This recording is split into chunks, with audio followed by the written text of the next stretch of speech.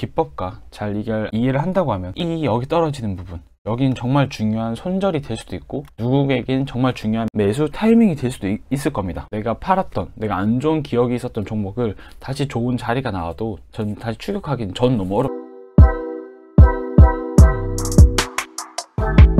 안녕하세요, 미드입니다. 오늘 같이 볼 종목은 유인텍 같이 보도록 하겠습니다. 유인텍은 시총 1077억 정도 되는 회사이고요. 구분은 코스닥으로 구분되어 있습니다. 같이 볼 날짜의 기준은 9월 23일 기준으로 같이 보도록 하겠습니다. 일단 유인텍 같은 경우는 제가 3차 매수까지 진행이 됐고 일단 9월 23일 날 1차 매도가 나왔습니다. 일단 이걸 좀 자세히 보신다고 하면 이렇게 매수가 진행이 됐는데, 일단 아까 말씀드린 것처럼 1차 매도가 나온 이유, 즉 제가 손절은 했지만 전량 다 손절하지 않은 이유와 그리고 향후 어떻게 계획을 할지 오늘 같이 이야기하는 시간을 좀 가지도록 하겠습니다. 일단 유인텍 같은 경우는 태양광 그리고 자동차, 전기차 관련주로 뭐 특별한 모듈이라든지 이런 부분에서 되게 좋은 호재라든지 뉴스를 많이 띄우는 회사인데요. 특히 최근에 전기차 수출이라든지 이런 부분에서 참 좋은 에너지를 그리고 좋은 힘을 많이 받고 있다고 저는 생각하고 있는 종목입니다. 그리고 수출이라는 게 많이 되고 해외적으로 많이 인정을 받는 자동차가 된다고, 이런 부품주가 된다고 하면 달러 환율에 있어서 좀 더 유리한 포지션을 많이 가질 수 있을 거라고 저는 생각하고 있습니다. 그래서 일단 이 장이 흔들리는 부분에서는 크게 매도를 하지 않았고요. 그리고 유인텍 하면 좀 중요하게 봐야 되는 부분, 아무래도 불성실 공시 지정 예고 부분에서 악재가 떴었다고 한번 말씀을 드렸었잖아요. 하지만 이때도 제가 손절하지 않은 이유는 이 뉴스에 대해서 저는 크게 연연하지는 않는 것 같습니다. 그러니까 무슨 말이냐고 하면, 아무리 좋은 호재가 떠도 주식 안 올라가면 이게 팔 이유가 없는 거고, 아무리 악재가 떠도 반대로 주식이 떨어지지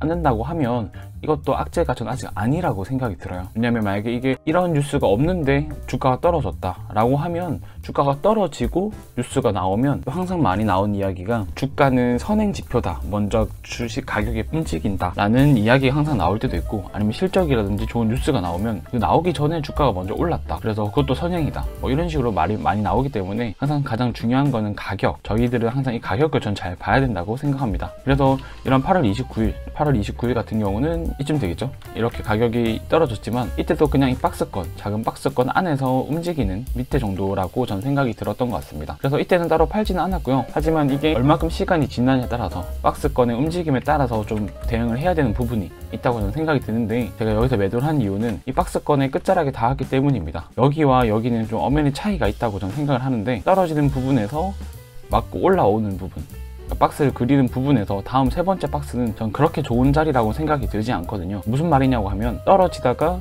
여기서 더 떨어지는 건 바닥을 모르기 때문에 박스의 라인을 만들 정도의 바닥을 알 수 없지만, 여기서 반등이 되는 시점부터는 아마 작은 박스가 이렇게 만들어질 겁니다. 하지만 이 박스는 우상향이 될 수도 있고 우하향이 될 수도 있겠죠. 하지만 이렇게 떨어지는 중에, 다시 보면 이렇게 떨어지는 중에 이 박스가 되고 여기서 움직이는 부분에서 다음에 여기가 닿는 부분은 좋은 매수의 기회가 될 수도 있는 반면에 손절을 해야 될 마지막 선이 될 수도 있다고 저는 생각합니다. 그래서 일단 1차 매도가 나왔고요. 하지만 1차 매도를 한 이유는 일단 앞에 많은 매집가, 그리고 이 상한가, 저희한테 지금 중요한 이 거래량을 동반하는 상한가, 이 기준봉이 있기 때문에 이 기준봉이 더 중요한 라인, 지금 이 라인을 따로 돌파하지 않는다고 하면 저는 전량 손절은 하지 않고 좀 계속 가져가려고 지켜보고 있는 종목 중 하나입니다. 이거랑 좀 비슷한 차트가, 또 이게 비슷하게 봐야 되는 부분, S에너지가 있다고 생각합니다. S에너지 같은 경우 태양광과 수소차 관련주로 되어 있는데, 여기서 이렇게 상한가가 터지고 매집봉들을 띄워놓고 쭉 밀었다가 이렇게 출발했습니다. 여기에 대한 중요한 기법과 잘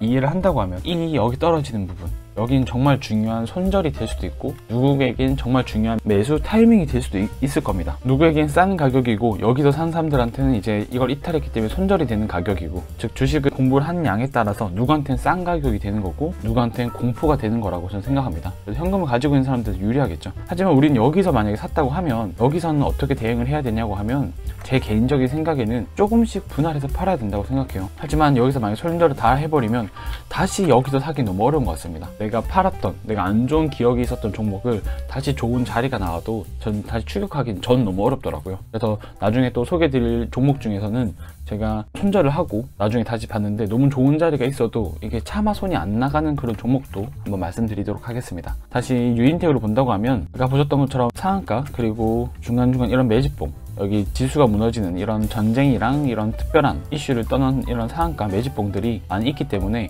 여기서도 분명 가격이 떨어질 수는 있겠지만 충분히 좀 더 시간이 지난다고 하면 올라갈 수 있는 힘은 좀 분명히 있다고 생각합니다. 그리고 지금 자동차 섹터 부분에서 부품주라든지 이런 종목들은 아직 힘이 괜찮다고 생각이 들기 때문에 충분히 더 올라갈 수 있는 힘이 있다고 보고 있어서 전량 다 매도가 아닌, 전량 다 손절이 아닌 일단 부분 손절로 대응을 했습니다. 주가라는 게 항상 언제 올라갈지 그리고 얼마만큼 떨어질지는 아무도 모르는 게 현실이기 때문에 저희는 항상 안전한 매매, 저희 계좌를 지킬 수 있는 매매를 하는 게 가장 첫 번째 원칙이라고 생각합니다. 오늘 이렇게 뉴인텍 영상을 모두 마치도록 하고요. 혹시 뉴인텍에 대해서 궁금하신 점, 아니면 좋은 점, 아니면 안 좋은 점에 대한 의견을 가지고 계신 분들은 언제든지 댓글에 남겨주시면 잘 참고해서 앞으로도 더 좋은 매매 될 수 있도록 소통하도록 하겠습니다. 그럼 여러분 모두 부자 되세요. 안녕.